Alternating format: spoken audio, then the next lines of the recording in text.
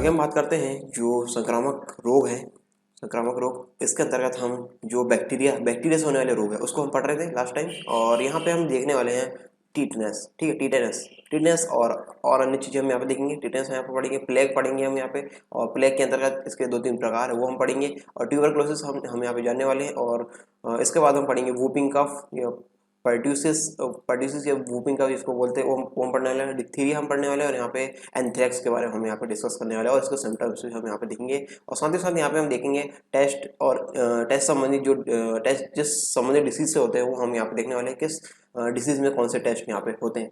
यदि आप एमपीपीएससी और एमपी पुलिस की तैयारी कर रहे हैं तो अनअकैडमी में लेकर आया आपके लिए फ्री टेस्ट सीरीज। ये फ्री टेस्ट सीरीज में आपको क्या मिलेगा, चैंपियनशिप टेस्ट सीरीज यहाँ पे चल रही है एमपीपीएससी प्रीलिम्स 2020 के लिए, और इसमें आप पार्टिसिपेट कर सकते हैं। विभिन्न तारीखों पे यहाँ पे ये टेस्ट सीरीज होगी, और यहाँ पे टॉप 3 रैंकर्स को मिलेगा 1 मंथ का फ्री सब्सक्रिप्शन अनअकैडमी की तरफ से। और साथ ही साथ यदि आप एमपी पुलिस और एमपीएसआई की तैयारी कर रहे हैं तो सेम यही प्रोसेस होगी, और टॉप 3 रैंकर्स को यहाँ पे मिलेगा 1 महीने का फ्री सब्सक्रिप्शन अनअकैडमी की तरफ से। विभिन्न तारीखों में यहाँ पे ये टेस्ट सीरीज चलने वाली है। और साथ ही साथ यदि आप प्लस फीचर की तरफ जाते हैं अनअकैडमी के, प्लस सब्सक्रिप्शन लेना चाहते हैं, तो मैं आपको बताऊँ तो फ्री और प्लस वाले प्लान में क्या डिफरेंस है। यहाँ पे फ्री वाले प्लान में यहाँ पे सिलेबस है वो लिमिटेड है, लिमिटेड प्रैक्टिस टेस्ट यहाँ पे चलेंगे, लिमिटेड पीडीएफ नोट्स है, और यहाँ पे डाउट क्लियरिंग सेशन यहाँ पे टॉप एजुकेटर्स के द्वारा वो यहाँ पे रहेंगे पूरे लिमिटेड। और यदि आप प्लस सब्सक्रिप्शन इसमें लेंगे तो यहाँ पे ये सारे हो जाएंगे अनलिमिटेड। कोर्स यहाँ पे चल रहे हैं अनअकैडमी के, और यहाँ पे अचीवर्स बैच है हिंदी माध्यम के विद्यार्थियों के लिए, MPPSC prelims 2020 sprint course through MCQ, और यहाँ पे 18 फरवरी से ये शुरू हो चुका है। फाउंडेशन बैच है इंग्लिश मीडियम के विद्यार्थियों के लिए, और यहाँ पे 18 फरवरी से ये भी स्टार्ट हो चुका है। साथ ही साथ लक्ष्य एमपीपीएससी 2022 है, यहाँ पे फाउंडेशन कोर्स और एमपीपीएससी प्रीलिम्स और मेंस दोनों के लिए है हिंदी माध्यम के विद्यार्थियों के लिए। 19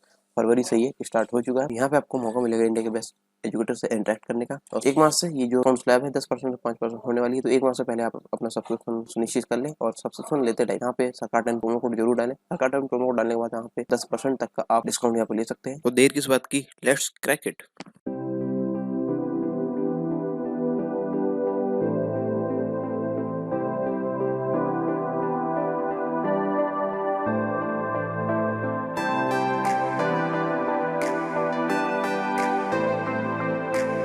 तो हम यहाँ पे अब देखते हैं टीटेनस जिसकी वजह से होता है उसका नाम है क्लोस्ट्रीडियम टेटानी। क्लोस्ट्रीडियम टेटानी नामक बैक्टीरिया से होता है, और ये रहता है कहाँ पे, इंटेस्टाइन में, हॉर्स और अदर एनिमल के इंटेस्टाइन में होता है, और जो हमें इफेक्ट करता है, जो हमें हानि पहुंचाता है। ठीक है, और ये हमको देखने को मिलता है चोट वगैरह में या फिर वाउंड्स में। वाउंड से ये शरीर में प्रवेश करता है, किससे, टीटेनस स्पोर से। ठीक है, चोट वगैरह वाली कंडीशन में टीटेनस स्पोर से ये शरीर में प्रवेश करता है, और सॉइल मैन्योर और जो एनिमल डंग वगैरह है उसके अंदर ये पाए जाते हैं। किसके अंदर, सॉइल मैन्योर और एनिमल डंग वगैरह, यानी जो गोबर वगैरह उसमें ये पाए जाते हैं। इसलिए काउ डंग को छूने के बाद या सॉइल मैन्योर को छूते हैं तो आपका हाथ कहीं से कटा नहीं होना चाहिए। जब सॉइल मैन्योर या फिर काउ डंग को छूते हैं उस टाइम आपका हाथ कहीं से कटा फटा नहीं होना चाहिए, और नहीं, यदि होगा तो ये बैक्टीरिया वहां से शरीर में अंदर कर जाएंगे। ठीक है, क्योंकि इस तरह के बैक्टीरिया शरीर में हमारी बॉडी में प्रवेश हो जाते हैं। इसीलिए कहा जाता है कि जब आप हाथ वगैरह कटा फटा हो या इस प्रकार से कुछ कट लगाओ तो आपको यहाँ पे इन सॉइल मैन्योर वगैरह या काउ डंग को उसमें लगने नहीं देने चाहिए।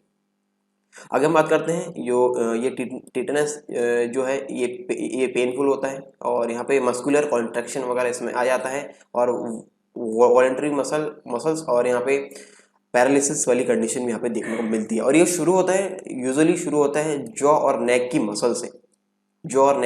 ये शुरू होता है, और इसके कॉमन सिम्टम्स की हम बात करें तो कॉमन सिम्टम्स में ये दांत को जकड़ लेता है, और इसमें दिक्कतें आती है चूइंग संबंधित। ठीक है, चूइंग संबंधित दिक्कत आती है, स्वेलिंग में दिक्कत आती है, फीवर होता है, हेडेक वगैरह आते हैं, स्पैम्स होता है, स्पैम्स ऑफ फेशियल मसल्स होता है, और ये डिसीज प्राणघातक भी हो सकती है। ठीक है, ये डिसीज मतलब प्राणघातक की वाली कंडीशन की भी होती है। तो ये पांचवें नंबर की ये जो डिसीज हमने पढ़े, इससे पहले हम 4 पढ़ चुके हैं। अब हम पढ़ेंगे इसके बारे में 6वें नंबर पे। अब हम यहाँ पहुँच चुके हैं 6वें नंबर पे। ये है प्लेग। ठीक है, प्लेग के बारे में हम पढ़ेंगे। इसको हम ब्लैक डेथ भी कहते हैं, ब्लैक डेथ।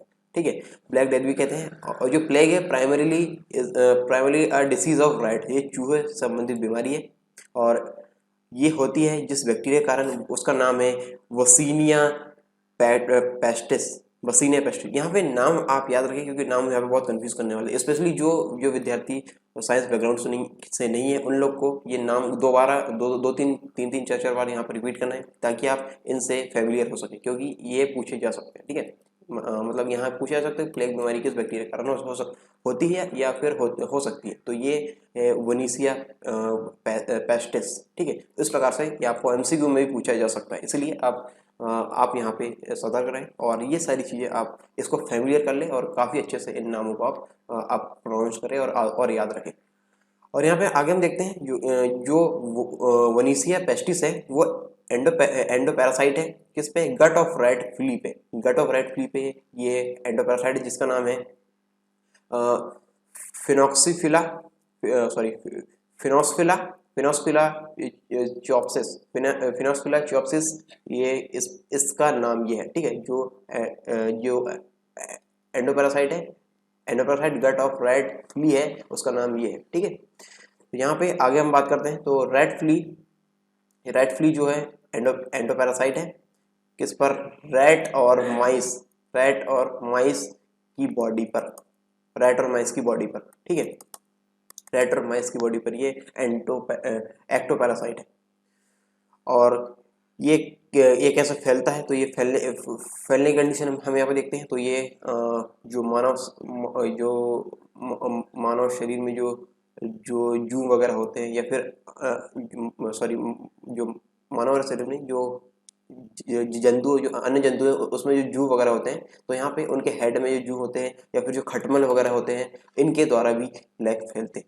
इनसे दूर रहना चाहिए, और जब ये जानवर मरते हैं तो इंसान में भी इनके आने की संभावना होती है, इसलिए ये कहा जाता है कि जब ये मरे तो इनसे दूर रहे। ठीक है, सॉरी। इसका आगे हम देखते हैं प्लेग तीन टाइप के यहाँ पे होते हैं, ब्यूबोनिक प्लेग, न्यूमोनिक प्लेग और यहाँ पे स्पेटेमिक प्लेग। ठीक है, स्पेटेमिक प्लेग, यहाँ पे ये तीन प्रकार के प्लेग है, यहाँ पे पूछे जा सकते हैं। और यहाँ पे ऐसा माना जाता है कि प्लेग बीमारी हुई होगी जिससे सिंधु घाटी सभ्यता में सब खत्म हो गया था, तो इसी प्रकार की कोई बीमारी वहाँ पे हुई होगी, मतलब ऐसे कयास लगाए जाते हैं। अब हम बात करते हैं एक एक प्लेग के प्रकार के बारे में। तो ब्यूबोनिक प्लेग के बारे में हम बात करते हैं। Bubonic plague basically blood disease है, जो ब्लड से बॉडी में आ जाते हैं। ठीक है, ब्लड से बॉडी में ये एंटर करती है, और यहाँ पे विच bacteria multiply in the blood stream, जिससे जो बैक्टीरिया रहते हैं ब्लड स्ट्रीम करते हैं और ये इन्फेक्ट होते हैं इससे। और यहाँ पे हम देखते हैं लिम्फ नोड्स वगैरह, जो लसिका के नोड्स है, काफ़ी हद तक इससे प्रभावित होते हैं। स्पेशली यहाँ पे हम देखते हैं जो आर्म पिट्स वगैरह, आर्म में गड्ढे वगैरह हो जाते हैं, नेक एंड ग्रोन वगैरह आदि, इस तरह की दिक्कतें इसमें देखने को मिलती हैं। और यहाँ पे और समस्या देखें तो डिलीरियम, जी मचलाने वाली कंडीशन यहाँ पे होती है, एग्जॉस्शन होता है, यहाँ पे हेमोरेजेस वगैरह होते हैं जिससे ब्लैक पड़ जाता है। ठीक है, जो हेमोरेजेस है वो ब्लैक पड़ जाते हैं, और यहाँ पे इसीलिए यहाँ पे यहाँ पे ब्लैक हो गया, और यहाँ पे इस कारण इस ब्लैक को ब्लैक डेथ भी कहते हैं। ठीक है, ब्लैक पड़ जाने का इसके क्या कहेंगे, ब्लैक डेथ। ठीक है, और इससे पेशेंट की मृत्यु भी हो जाती है। आगे हम बढ़ते हैं निमोनिया प्लेग के बारे में। तो लंग्स से जुड़ी बीमारी है ये निमोनिया प्लेग। इसके क्या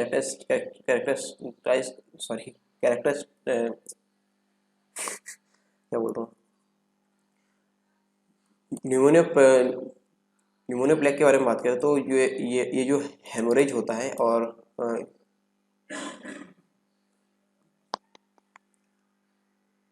निमोनिया प्लेग के बारे में हम यहाँ पे देखें तो इसमें जो हेमोरेज वगैरह होता है, ब्रोंकी वगैरह होते हैं, लंग्स और जो लंग्स निमोनिक प्लेग्स वगैरह होते हैं जो फैलते हैं ह्यूमन टू ह्यूमन।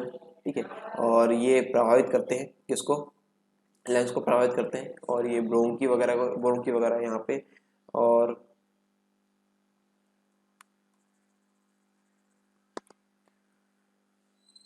आगे बात करते हैं न्यूमोनिया प्लेग की, जो कि लंग्स से जुड़ी बीमारी है। और यहाँ पे हम देखते हैं जो न्यूमोनिया प्लेग है और इसके जो कैरेक्टराइज्ड है, इसके बारे में हम बात करें तो जो हेमोरेज होता है और जो ब्रोंकी वगैरह है और जो लंग्स है, लंग्स को ये काफ़ी प्रभावित करते हैं। और ये न्यूमोनिक प्लेग फैलता है, वो कैसे फैलता है, ह्यूमन ह्यूमन टू ह्यूमन ये फैलता है ड्रॉपलेट्स और फोमिट्स के माध्यम से। जैसे एक इंसान किसी को न्यूमोनिया प्लेग है और यदि वो दूसरे से बात कर रहा है तो वहाँ पे जो ड्रॉपलेट्स की सहायता से ये दूसरे में फैल जाएगा, ठीक है, दूसरे व्यक्ति को भी ये प्लेग हो सकता है, इस प्रकार से ये फैलता है। आगे हम बात करते हैं सेप्टिसेमिक प्लेग के बारे में। तो ये कहीं भी होता है तो ये ब्लड पॉइजनिंग इससे होती है और ये ऐसी बीमारी होती है जिसमें ब्लड पॉइजनिंग वगैरह की समस्या होती है। और इसके कैरेक्टराइज के बारे में बात करें तो एनीमिया वगैरह इसमें होते हैं और फीवर वगैरह आते हैं, ठंड लगने जैसी समस्या आती है इसमें, और इसमें 2 दिन में इसमें डेथ भी हो सकती है। इससे बचाव के लिए जो उपचार यहाँ पे किए जाते हैं वो स्ट्रेप्टोमाइसिन इंजेक्शन वगैरह लिए जाते हैं और यहाँ पे टेट्रासाइक्लिन वगैरह यहाँ पे लिए जाते हैं जो कि इफेक्ट करता है इसके effect drugs against plague bacilli, ठीक है। यहाँ पे इस प्रकार यहाँ पे इसके उपचार के लिए ये चीज़ें ली जाती है। अगला हम बात करते हैं ट्यूबरक्लोसिस यानी टीबी इसको बोलते हैं। ट्यूबरक्लोसिस एक स्पेसिफिक इन्फेक्शियस डिसीज़ है जो कि होती है माइकोबैक्टीरियम ट्यूबरक्लोसिस के द्वारा, माइकोबैक्टीरियम ट्यूबरक्लोसिस के द्वारा ये होती है। ये यहाँ पे याद रखने वाली बात है और ये प्राइमरीली अफेक्ट करती है हमारे लंग्स को, ठीक है, लंग्स से ये शुरू होती है और ये आगे कारण बनती है पल्मोनरी ट्यूबरक्लोसिस का, और ये इफेक्ट करती है आगे चलकर इंटेस्टाइन को यानी आंते को और मैनिंग्स को, बोन्स को, जॉइंट्स को और लिम्फ ग्लैंड्स वगैरह को ये प्रभावित करती है। स्किन और other tissue of the body को ये प्रभावित करती है। इस इन्फेक्शन के दौरान जो बैक्टीरिया रहते हैं, बैक्टीरिया प्रोड्यूस करते हैं किसको, टॉक्सिन प्रोड्यूस करते हैं जो जिसको कहते हैं हम ट्यूबरक्लीन और यही ट्यूबरक्लीन होता है जिसकी वजह से हमारे शरीर में टीबी होती है। क्या होती है, टीबी, ठीक है। The disease also affect animal like cattle, ये डिसीज एनिमल को अफेक्ट करती, एनिमल में जो ये कैटल्स वगैरह को इफेक्ट करती है और this is known as bovine tuberculosis. जिन कैटल्स में होती है उनको बोवाइन ट्यूबरक्लोसिस हम कहते हैं और ये ह्यूमन में भी आ जाती है और कभी कभी यदि संपर्क में आते हैं तो ये यहाँ से जो मानव है उनमें भी ये फैल जाती है, ठीक है, मानव में भी ये ट्रांसफर हो जाती है। अगर हम बात करते हैं पल्मोनरी ट्यूबरक्लोसिस के बारे में तो ये pulmonary tuberculosis most common form है ट्यूबरक्लोसिस का, टीबी का मोस्ट कॉमन फॉर्म है और यहाँ पे पल्मोनरी ट्यूबरक्लोसिस के बारे में बात करें तो यहाँ पर ये लंग्स प्रभावित होते हैं, कफिंग वगैरह यहाँ पे होती है, फीवर जैसी समस्या होती है, चेस्ट पेन वगैरह यहाँ पे होते हैं, डिफिकल्टीज होती है इसमें ब्रीदिंग लेने में और ब्लड स्प्यूटियम वगैरह की कंडीशन यहाँ पे देखने को मिलती है, मेनिंजाइटिस वगैरह की समस्या यहाँ पे देखने को मिलती है और टिश्यूज का डैमेज वगैरह होना यहाँ पे देखने को मिलता है ब्लड के, ठीक है। आगे हम बात करते हैं तो ये टीबी में किया जाने वाला टेस्ट है मेंटॉक्स टेस्ट, ठीक है, मेंटॉक्स टेस्ट ये टीबी में किया जाने वाला टेस्ट है और एक्सरे वगैरह भी करते हैं, गैस्ट्रिक एनालिसिस भी यहाँ पे करते हैं इसको डायग्नोस करने के लिए, ठीक है, टीबी को डायग्नोस करने के लिए। और यहाँ पे बीसीजी है, बीसीजी वैक्सीन है यानी बेसिलस कैलमीट गरीन जो वैक्सीन है ये शुरुआत में बच्चों में लगा दी जाती है, ठीक है, प्रोटेक्शन के लिए। आगे हम बात करें तो एंटी ट्यूबरक्लोसिस ड्रग्स के बारे में तो स्ट्रेप्टोमाइसिन और यह पैरा एमिनो सैलिसिलिक एसिड वगैरह यहाँ पे दी जाती है और रिमेम्फिसिन और यहाँ पे इथेम्ब्यूटोल आदि ये सारी दवाएं हैं जो इस बीमारी में दी जाती है टीबी में, ठीक है। आगे हम बात करते हैं वूफिंग कफ या पर्ट्यूसिस के बारे में। यह बहुत खतरनाक बीमारी होती है जो बच्चों में होती है और जिस कारण ये होती है उसका नाम है, जिस बैक्टीरिया के कारण होती है, यह बार्डेला पर्ट्यूसिस, ठीक है। और इसमें रेस्पिरेशन सिस्टम अफेक्ट होता है, रेस्पिरेटरी पैसेज में को ये ब्लॉकेज कर देता है और जो नाक लेने में दिक्कत होती है तो जो बीमार होता है वो वूप के साथ सांस ले रहा होता है, ठीक है। और यहाँ पे वूप जिसको लाउड क्रोइंग इंस्पिरेशन के अंतर्गत भी समझते हैं हम, और यहाँ पे इंस्पिरेशन का मतलब है जो सांस अंदर ले रहा है उसको, ठीक है, इंस्पिरेशन में जो सांस अंदर ले रहा है उसको, ठीक है।